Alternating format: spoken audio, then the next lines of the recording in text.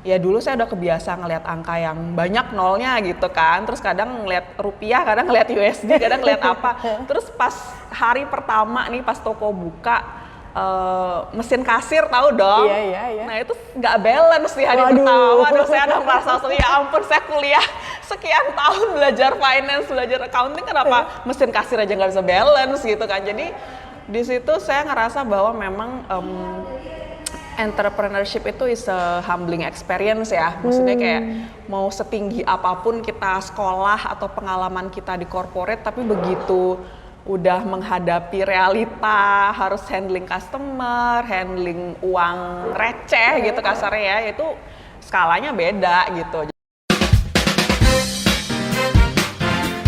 Bincang bersama. Halo Smart Listeners, di kesempatan kali ini vibes-nya sangat berbeda ya.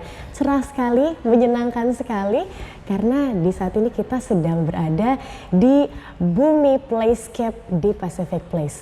Dan saya nanti akan ngobrol-ngobrol bersama dengan foundernya, salah satu foundernya, yang pastinya kita akan gali ya, inspirasi dan juga sebenarnya apa sih yang melatar belakangi foundernya ini sampai bisa ada di titik ini. Bersama dengan Mbak Erika Pramesti. Halo Mbak Erika. Halo, apa kabar? Baik, Mbak Erika. Kabar baik. Ini seneng banget gitu ya kita bisa diundang ke sini. Kembali ke masa kecil kayaknya ya. Bener. Apa inner child-nya jadi terpenuhi begitu. Kita mau ngomongin soal masa kecilnya Mbak Erika nih, karena dengan adanya tempat seperti ini, adanya Mbak Erika di titik ini pasti nggak jauh-jauh gitu, pasti akan terdampak dari masa kecilnya. Boleh dong cerita bagaimana sih masa kecilnya seorang Erika Pramesti? Kalau masa kecil sebenarnya saya lahir dan tumbuh di Bali, jadi baru kayak merantau ke Jakarta karena kuliah S1 di Depok gitu. Jadi kalau balik ke masa kecil kayaknya saya dulu tipe yang lebih outdoor ya. Kalau sekarang kan anak-anak di Jakarta tuh kayaknya lebih indoor ya, mainnya masih suka main di rumah atau main di playground atau di sekolah. Nah kalau dulu saya lebih outdoor, jadi kayak kalau main-main tuh pasti kayak main sepeda sama tetangga gitu. Mungkin ya anak-anak tahun 90-an 2000 awal tuh kayaknya masih mainnya begitu ya, main sepeda, terus main ke rumah temen, terus karena di Bali juga saya akses ke pantai lebih baik ya dibanding di Jakarta, jadi seminggu sekali main ke pantai, terus kadang ke ke kayak kebun raya dan lain-lain, jadi lebih banyak outdoor sebenarnya dibandingkan dengan anak-anak saya sekarang karena mereka tumbuh dan besarnya juga di Jakarta gitu. So far standar-standar aja sih kayaknya ya, masa kecil banyak main, terus banyak explore banyak hal, dan kebetulan keluarga juga lumayan mendukung karena saya suka macem-macem, jadi kayak mereka juga memberikan memberikan kesempatan lah seluas-luasnya untuk saya mengeksplor. Kalau misalnya saya bilang lagi pengen belajar musik gitu, mereka support ya, kasih kesempatan untuk les gitu kan, atau misalnya suka belajar bahasa gitu, kebetulan karena mungkin sekolahnya di Denpasar di Bali, jadi banyak akses juga kayak ke les bahasa Inggris, les bahasa Jepang kayak gitu-gitu. Zaman saya masih kecil tuh anak-anak biasanya sukanya belajar bahasa ya gitu. Jadi banyak explore beberapa hal lah gitu yang memang juga akhirnya membuat saya tuh suka banyak hal juga. Jadi kalau dibilang suka science ya enggak juga, lebih suka sosial juga enggak juga gitu. Jadi kayak emang suka aja banyak hal gitu sih mungkin ya, yang juga didorong oleh karena kecilnya tuh saya suka mainnya macem-macem dan explore banyak hal gitu sih. Dari orang tua sendiri memang mendukung begitu ya Mbak Erika ya, dan orang tua apakah dari kecil sudah mengarahkan atau memang memberikan wadah untuk Mbak Erika bisa bertumbuh ketika itu kah atau gimana? Pastinya mendukung ya. Kalau misalnya keluarga saya backgroundnya orang tua saya di dunia kesehatan kebetulan, jadi jauh sama saya. Jadi ayah saya dokter, ibu saya dosen di bidang kesehatan gitu. Jadi sebenarnya arahan mereka tuh awalnya tuh lebih mengarah ke pengennya sih saya jadi dokter ya, udah pasti ya kayaknya. Jadi waktu itu mengarahkan ke sana ya murni karena mereka juga nggak begitu tahu ya dunia lain di luar dunia kesehatan. Jadi sebetulnya arahnya waktu itu ke sana. Cuman karena balik lagi saya juga suka explore banyak hal dan kebetulan mereka mendukung, jadi akhirnya saya nggak ambil jalur kesehatan gitu. Jadi saya lebih banyak cari-cari tahu sendiri di luar sebenarnya apa sih yang diperlukan, dan kebetulan suka juga mengeksplor banyak hal dan melihat kira-kira sebenarnya minat saya ke arah mana gitu. Jadi akhirnya saya lebih lebih ngedrive lah ya dibandingkan diarahkan ya mungkin ya, karena akhirnya saya ambil track yang beda banget. Saya akhirnya di teknik industri kan waktu itu S1-nya, jauh banget dari dunia kesehatan, dan orang tua saya atau keluarga saya juga nggak terlalu tahu sih ini teknik industri ngapain sih, terus kuliahnya jauh lagi, nggak di Denpasar gitu kan, nggak di Bali. Jadi mereka mendukung banget, saya sangat bersyukur ya bisa diberi kesempatan untuk sekolah gitu ya di luar Bali, dan minat yang saya memang pengen gitu. Mereka nggak memaksakan harus ini harus itu gitu sih. Ya karena kan kalau misalnya dokter gitu kan, maunya anaknya jadi dokter juga nih gitu kan. Kebanyakan gitu ya. Iya sih, kebetulan saya enggak. Oke, berarti bisa mengeksplor apa yang dimaui oleh Mbak Erika sejak kecil. Apa sih value-value keluarga gitu ya yang ditanamkan oleh orang tua kepada seorang Erika kecil? Kebetulan saya tuh tinggalnya waktu kecil nggak hanya sama keluarga inti ya, sama ayah ibu, tapi juga ada nenek saya. Nah, nenek saya itu seorang entrepreneur ya bisa dibilang ya. Kalau sekarang sih istilahnya entrepreneur, kalau dulu ya punya toko kasarnya gitu ya. Beliau itu salah satu distributornya Kompas di Bali, salah satu yang terbesar di zamannya ketika masih koran Kompas ini ya, paling besar gitu ya, oplahnya senasional. Jadi saya selalu melihat bahwa setiap orang di rumah itu kerja keras gitu, maksudnya nggak yang kayak tiba-tiba uang datang gitu ya. Jadi value yang saya dapatkan dari keluarga saya itu yang pertama kerja keras. Jadi pasti ada yang namanya kerja dulu baru kita mendapatkan sesuatu gitu ya, terutama ketika menjalankannya dengan disiplin dan juga benar-benar niat banget gitu ya. Jadi ketika saya ngelihat kalau keluarga saya dari sisi ayah dan ibu kan profesional, jadi jam waktu mereka kerja tuh udah pasti ya, jam sekian sampai jam sekian ya, kecuali ayah saya karena dokter kadang-kadang tengah malam suka dipanggil harus ke rumah sakit, harus operasi misalnya gitu ya. Jadi itu jam kerjanya juga ngacak-ngacak, jadi saya ngelihat bahwa ya memang kerja itu begitu gitu loh, harus kerja keras, nggak ada tuh tiba-tiba uang datang sendiri gitu ya. Dan nenek saya juga begitu, jadi kayak bangun jam 5 pagi, terus sudah siap-siap koran datang, harus diedarin ke loper-loper sampai dengan tiap bulan ada jadwalnya, kayak harus setor ke bank, harus bayar ke supplier dan lain-lain. Jadi sebenarnya itu sih value-nya kerja keras ya, jadi benar-benar yang saya lihat dari keluarga itu kerja keras. Terus yang kedua mungkin sama ya, kayak kejujuran gitu-gitu ya, jadi apapun yang kita jalani dengan jujur dan emang integritasnya tinggi ya, kasarnya nggak ada yang ngalangin lah gitu. Mudah-mudahan jalannya lancar-lancar aja gitu. Jadi ya kurang lebih mungkin dua itu sih sebenarnya value-value yang cukup standar ya, yang saya rasa setiap keluarga juga pasti ingin menanamkan gitu. Baik, awalnya sempat berkarir gitu secara profesional di perusahaan gitu ya Mbak Erika ya. Terus kemudian memutuskan untuk jadi entrepreneur sekarang. Apakah nenek menjadi salah satu acuannya Mbak Erika untuk berbisnis sendiri? Mungkin secara tidak langsung iya ya. Saya juga sebenarnya nggak ada kepikiran tuh jadi entrepreneur ya. Kan kebayangnya soalnya wah capek juga ya kalau bangun pagi-pagi terus nggak ada waktu gitu kayaknya kan, setiap hari Senin sampai Minggu juga kerja gitu ya. Kayaknya waktu itu nggak kepikiran sih jujur, terutama karena waktu kuliah kan memang ya biasanya template-nya habis lulus kuliah maunya kerja di kantoran gitu kan ya. Jadi nggak terlalu langsung lah idenya mau jadi pengusaha gitu ya.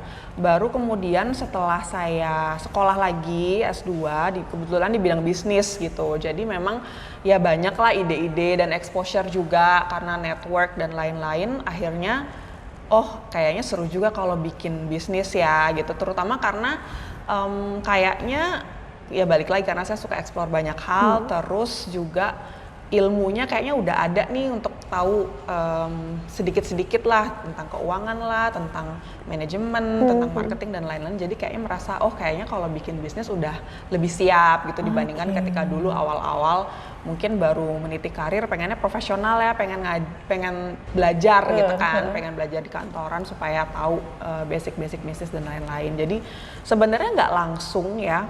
Tapi bisa dibilang kalau saya balik-balik lagi merefleksi diri mungkin ada efeknya kali ya dari ngelihat dari nenek dulu memang jadi pengusaha, and then terus ya kayaknya memang ini sih secara tidak langsung ya menginspirasi juga gitu. Oke, ketika di sekolah dulu gitu, Mbak Erika, seorang Erika kecil kayak gimana sih?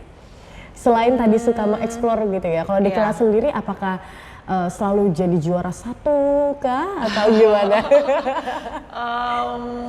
Saya nggak yang gimana ya, kalau dibilang sebenarnya saya kayak telat panas gitu kali bisa bilang ya. Kalau dulu zaman SD karena suka main gitu, jadi kayak nggak terlalu juara-juara banget. Tapi ya kebetulan pas akhir-akhir SD, SMP ke atas ya kebetulan karena mungkin juga suka belajar kali ya, jadi ya adalah prestasinya gitu untuk di akademis maupun yang lain-lain. Oke, cita-citanya apa dulu?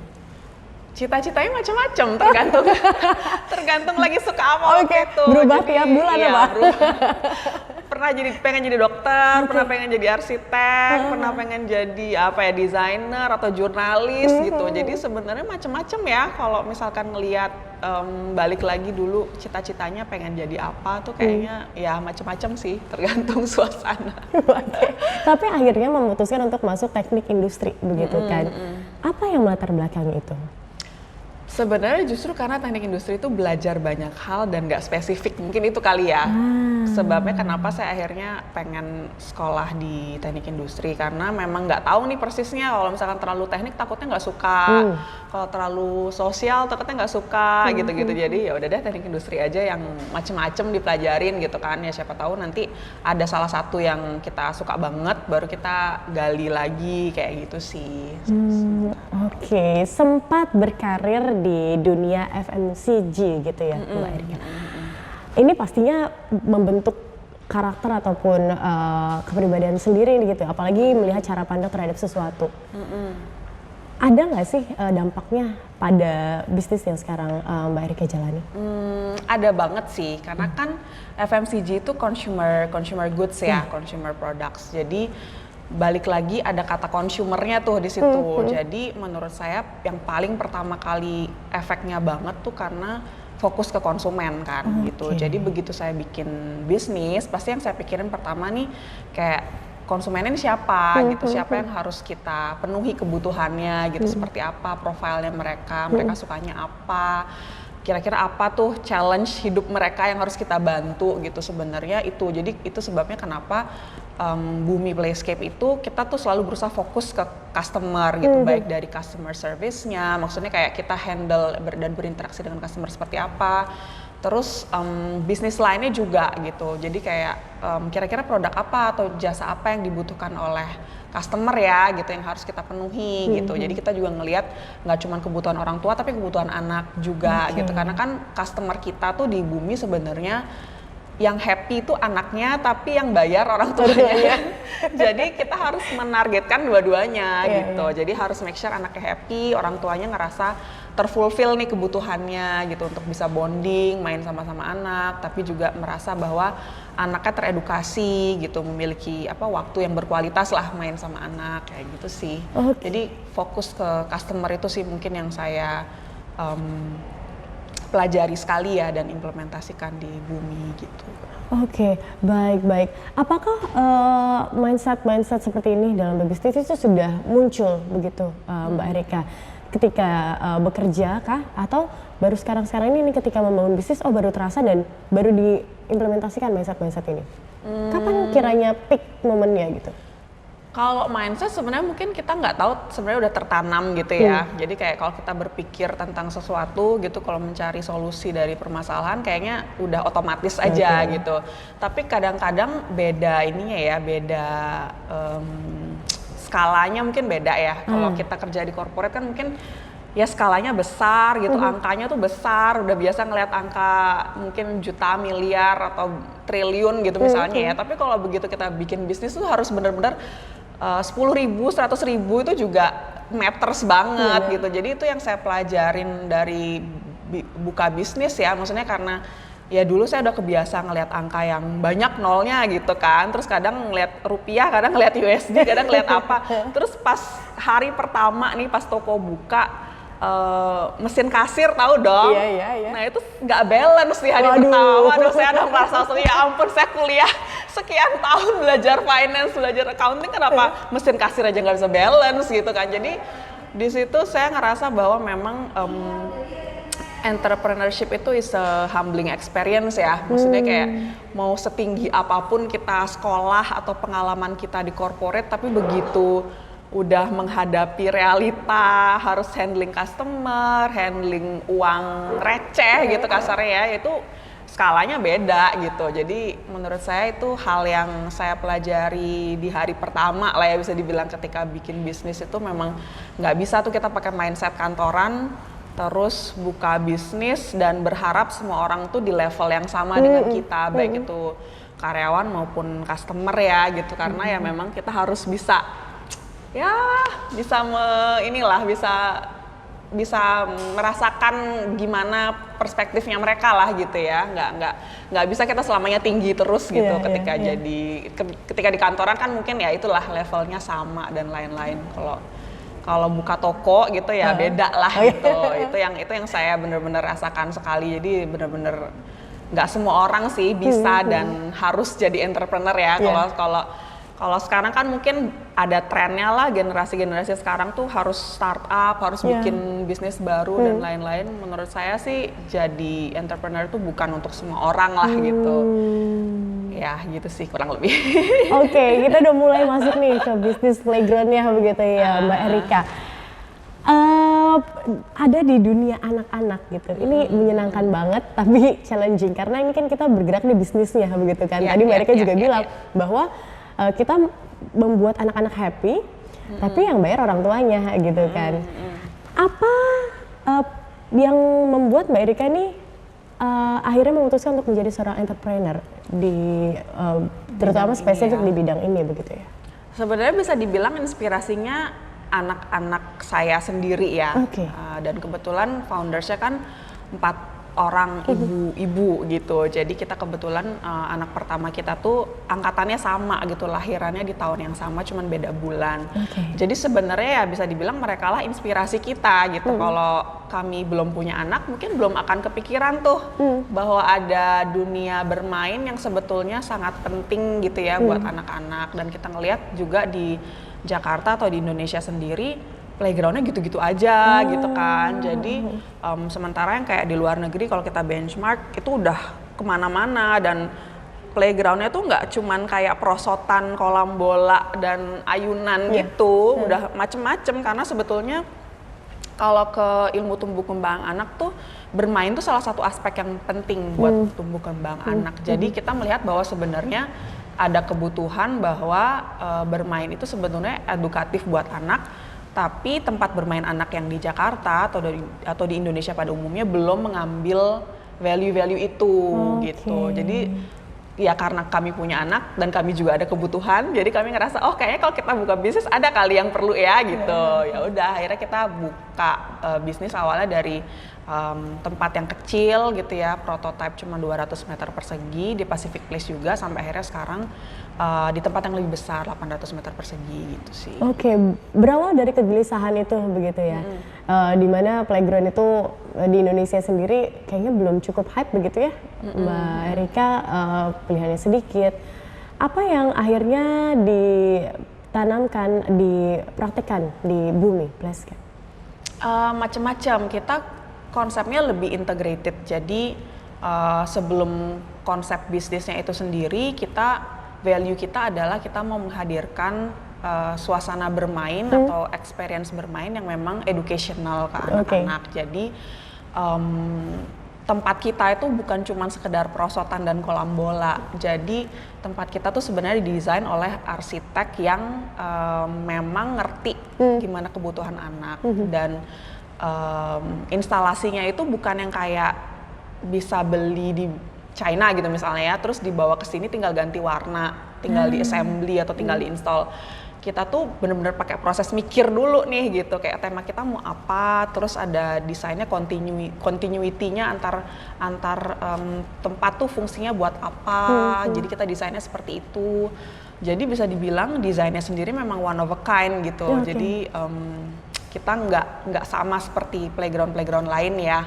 Dan memang kita juga ngelihat desainnya itu harus inklusif. Jadi kalau main ke bumi kan warnanya nggak yang mencolok pink gonjreng atau hijau terang gitu kan. Pasti warnanya pastel-pastel karena kita mau memastikan anak-anak tuh nggak overstimulated ketika main. Jadi anak-anak yang berkebutuhan khusus atau punya tingkat sensitivitas tertentu gitu itu juga bisa main di bumi. Dan kita juga sempat launching campaign Bumi untuk Semua, jadi kita kayak sering undang komunitas anak-anak berkebutuhan khusus, misalnya Down syndrome atau hearing impairment atau misalnya autism untuk main ke bumi. Dan juga akses kita cukup aman buat yang wheelchair. Jadi desainnya kita memang pikirin gitu ya. Kalau misalkan playground lain mungkin penuh banget, pas kita masuk aja udah kayak sumpek terus warnanya gonjreng. Jadi mungkin buat anak-anak tertentu kurang begitu nyaman gitu ya. Itu yang pertama dari desain, terus yang kedua dari sisi konsep di sini juga. Jadi kita tuh selalu bikin ada activity dengan tema-tema khusus. Jadi misalnya bulan Agustus kita temanya permainan tradisional. Jadi setiap kayak 2 jam sekali itu tim fasilitator kita akan ngajak anak-anak main permainan tradisional gitu. Misalnya sekarang temanya tentang social emotional learning, kita mengajarkan anak-anak tentang emosi gitu melalui bermain gitu. Jadi fasilitator kita ini di training seperti guru gitu. Jadi bukan seperti SPG gitu ya, kasarnya mereka cuma terima duit terus ngeliatin, itu enggak, karena tim kita tuh di sini udah di training untuk bisa handle anak-anak juga, termasuk juga anak-anak berkebutuhan khusus ya, walaupun tentunya perlu sertifikasi lain ya untuk itu, tapi minimal mereka sudah pernah dibekali gitu ya untuk handle anak-anak seperti itu. Jadi kita juga ada kelas-kelas, ada aktivitas bermain yang memang udah ada tema-temanya. Jadi lebih integrated lah, nggak cuma datang ke playground terus anaknya keringetan terus tapi biar juga teredukasi gitu ya. Tapi kita make sure anaknya datang ke sini tuh ada pengalamannya lah yang bisa mereka rasakan gitu ya, nggak cuma dari sisi senangnya tapi juga ada edukasi gitu sih sebetulnya. Ini apakah konsep ini apakah berangkat tadi dari kegelisahan itu? Karena ini konsepnya kan sangat-sangat difikirkan gitu ya, Mbak Erika. Ketika di awal sekali membuka atau mungkin punya anak yang mau nih punya fasilitas playground tapi nggak ada fasilitas yang aku pikirkan seperti ini, apakah itu? Iya betul sih, karena kan playground lain tuh bisa dibilang sebenarnya bisa menstimulasi anak ya pastinya. Maksudnya setiap kegiatan outdoor, kegiatan bermain tuh pastinya bisa bermanfaat untuk tumbuh kembang anak. Cuman kan bisa dioptimalkan kasarnya gitu ya, dengan mereka tuh main di tempat yang merasa mereka dihargai. Karena kan kalau desainnya Bumi itu memang desainnya buat anak gitu loh. Jadi kayak anak-anak tuh mungkin merasa spesial ya, nggak tahu ya. Saya kalau masuk ke Bumi mungkin ngerasanya agak bias karena saya yang bikin. Tapi saya pengennya anak-anak merasa spesial gitu, karena oh kayaknya di tempat memang didesain buat saya nih. This is my home to be gitu. Karena kan memang makanya nama brand kita tuh Bumi, karena Bumi itu kan tempat kita tinggal. Jadi tempat di mana anak-anak merasa alami untuk mereka merasa dirinya sendiri, itu ya tempat main itu sebenarnya yang namanya Bumi gitu. Jadi sebenarnya balik lagi ke our vision and mission dari brandingnya, sebenarnya itu sih menjadikan tempat yang memang nature banget lah buat anak gitu, biar anak merasa bahwa mereka memang benar-benar di dunia mereka sendiri gitu, merasa spesial dan merasa teredukasi juga gitu. Oke. Nilai-nilai yang tadi sempat kita awal bahas Mbak Erika dari keluarga begitu ya, dimana kerja keras itu menjadi sebuah hal yang wajib bisa dibilang ya kan, karena kita kalau nggak kerja keras ya nggak bisa untuk bisa sampai di tahap ini. Apakah itu juga yang Mbak Erika selalu lakukan sampai dengan saat ini?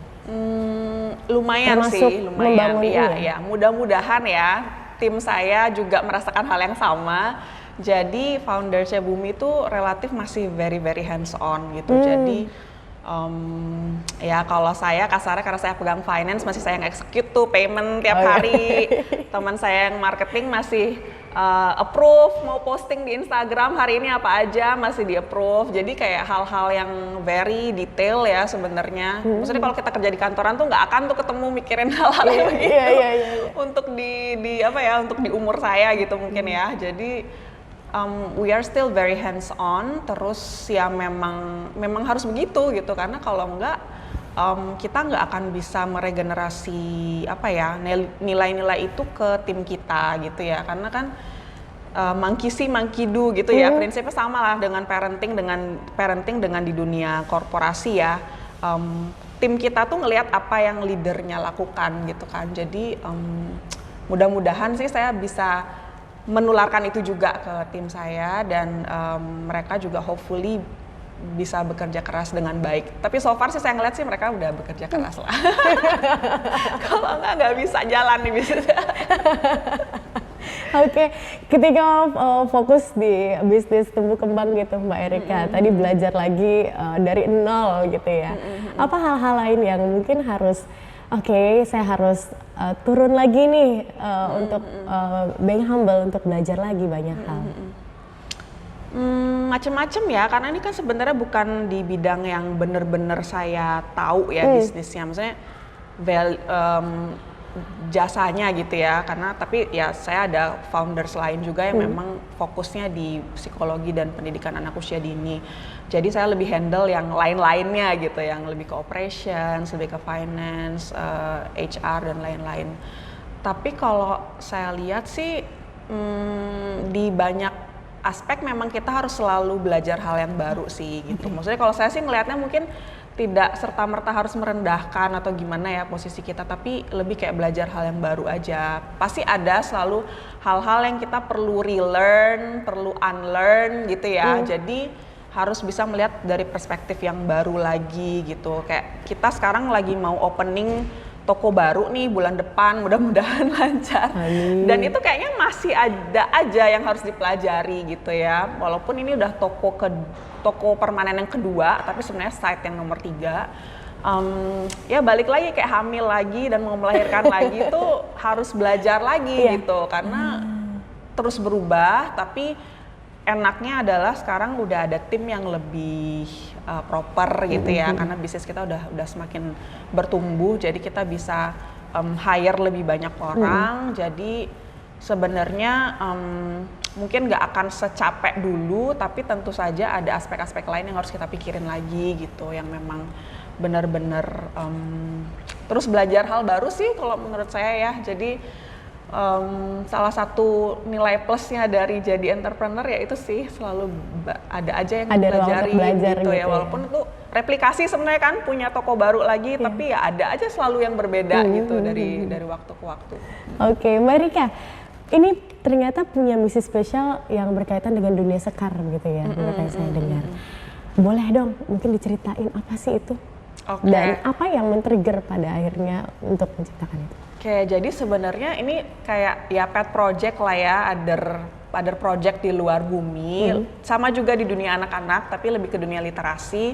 Jadi saya bersama teman-teman itu bikin buku gitu ya, buku cerita anak, ilustrasi. Ada beberapa judul sih sekarang. Yang pertama kali waktu itu Dunia Sekar, karena kita melihat bahwa buku cerita anak-anak yang Hindu itu hampir bisa dibilang nggak ada di Indonesia gitu. Sementara ya anak-anak saya butuh bacaan dong, balik lagi kebutuhannya sebenarnya kebutuhan pribadi ya. Akhirnya bersama teman-teman kuliah dulu mikir, oh ya boleh deh kita coba bikin buku ya, siapa tahu banyak yang perlu juga. And then tapi itu lebih ke social mission ya, jadi kita nggak terlalu komersil gitu, memang lebih fokus kayak menyebarkan, mendistribusikan banyak buku-buku cerita anak ke rumah-rumah baca di daerah-daerah gitu. Jadi misi kita kayak beli satu sumbang satu, setiap kali ada satu buku yang terjual ada satu buku lain yang kita sumbangkan. Awalnya hanya di skop kecil di Hindu gitu, terus kita karena banyak rumah-rumah baca yang kita tebengin, minta juga dong kalau ada buku yang umum gitu kan. Akhirnya kita bikin juga buku yang umum yang lebih ke dongeng gitu, yang apa cerita-cerita rakyat itu juga kita bikin. Jadi kurang lebih begitu sih ya, sebenarnya bukan proyek komersil banget, tapi buat sosial lah gitu. Oke, di tengah kesibukan Mbak Erika yang luar biasa pasti ya, gimana sih caranya untuk mengimbangi antara kehidupan pribadi, anak-anak, keluarga gitu dengan bisnis ini?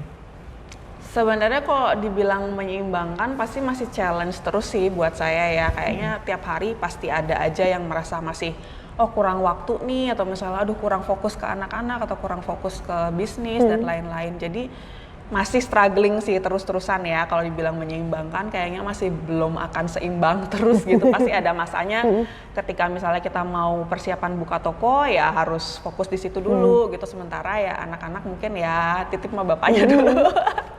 Jadi masih harus masih harus belajar terus. Cuman yang saya selalu syukuri selalu ada support system sih, kayak ya suami mendukung, terus di rumah juga ada pengasuh gitu. Jadi waktu saya sama mereka udah di bagian enak-enaknya nih, nggak di bagian marah-marah aja.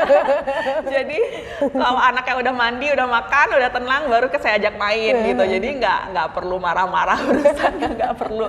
Ya kayak gitu sih. Sementara ini saya bersyukur ada support system yang cukup baik sih untuk mendukung dunia yang macam-macam ini ya. Ada dunia jadi ibu, dunia harus di bisnis dan lain-lain gitu. Oke, satu pertanyaan terakhir Mbak Erika. Apa kiranya cita-cita terbesar yang sekarang masih dikejar nih? Yang masih mau diwujudkan? Kalau cita-cita mungkin sebenarnya cukup standar ya, sama aja seperti yang lain. Kayaknya pengen memberikan impact ke banyak orang gitu ya. Mungkin itu yang selalu saya pegang. Maksudnya ya cita-cita bisa berubah ya, kayak dulu pengen jadi dokter, terus sekarang tiba-tiba jadi pengusaha, terus besok mungkin bisa pengen jadi apa lagi. Itu sebenarnya wujudnya pasti akan berubah. Tapi so far itu sih yang pengen saya wujudkan gitu ya, kayak memberikan dampak yang lebih baik lah, lebih banyak ke orang lain gitu. Karena ya standar lah, mungkin kayak setiap orang pasti kepengen menciptakan dunia yang lebih baik daripada yang ketika dia lahir dan lain-lain. Jadi menurut saya itu cita-cita universal yang saya rasa juga relevan buat saya gitu sih. Ya walaupun mungkin wujudnya beda-beda ya. Ketika saya dulu di corporate misalnya jualan es krim, ya saya pengen bikin anak-anak happy dengan makan es krim gitu kan. Ketika saya dulu jualan produk skincare misalnya di consumer goods, ya pengen bikin wanita-wanita happy gitu dengan wajah lebih kinclong misalnya gitu ya. Tapi kalau sekarang di dunia anak-anak, saya pengen memberikan pengalaman yang mengesankan lah buat anak-anak gitu. Karena kan dunia anak-anak itu dunia yang mereka pasti bawa terus gitu ya. Kita tuh selalu ingat apa yang terjadi di masa lalu kita masa kecil gitu kan. Jadi sebenarnya itu momen-momen yang kami tuh beruntung gitu sebagai tempat bermain anak bisa memberikan precious moments gitu buat orang tua sama buat anak. Kita tuh punya momen walaupun kecil banget, cuma 5 menit atau 2 jam gitu ya, harga tiket kita 2 jam, tapi 2 jam dalam hidup mereka tuh mungkin bisa memberikan kesan yang mendalam banget sampai mereka dewasa gitu. Jadi mungkin itu sih yang membuat saya kayaknya kalau lagi capek-capek kerja gitu ya, lagi banyak yang harus direview dokumen-dokumen, kayaknya di sini aja duduk itu ngeliatin anak-anak main, mereka ketawa gitu kan, kayaknya ya worth it aja apa yang udah kita lakukan gitu sih. Oke, dan bermain jadi salah satu sarana belajar dari anak-anak yang pastinya ini akan berdampak juga pada kehidupan dia di dewasa nanti ya. Betul. Terima kasih banyak Mbak Erika. Sama-sama. Sudah berbagi dan semoga cita-citanya bisa terus berlanjut dan dunia sekarang juga bisa terus berdampak, bahkan bisa sampai ke seluruh Indonesia begitu ya. Iya. Oke, terima kasih. Begitu Smart Listeners, perbincangan dalam Bincang Bisnis kali ini bersama dengan salah satu founder dari Bumi Playscape, Mbak Erika Pramesti. Sampai jumpa dalam episode-episode Bincang Bersama lainnya. Bye!